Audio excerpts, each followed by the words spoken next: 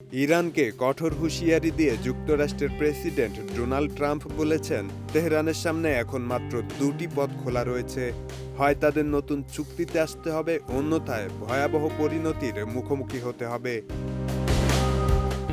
Fox নিউজকে দেওয়া এক সাক্ষাৎকারে ট্রাম্প বলেন, আমি আর খুব বেশি ধৈর্য ধরছি না।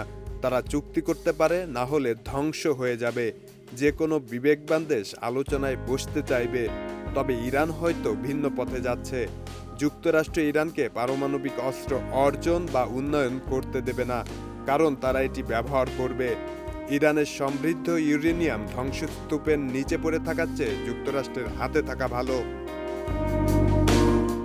তিনি অভিযোগ করেন, যুদ্ধবিরতির পরও ইরান সামরিক সক্ষমতা বাড়ানোর চেষ্টা করছে এবং যুক্তরাষ্ট্র তাদের সব কার্যক্রম পর্যবেক্ষণ করছে।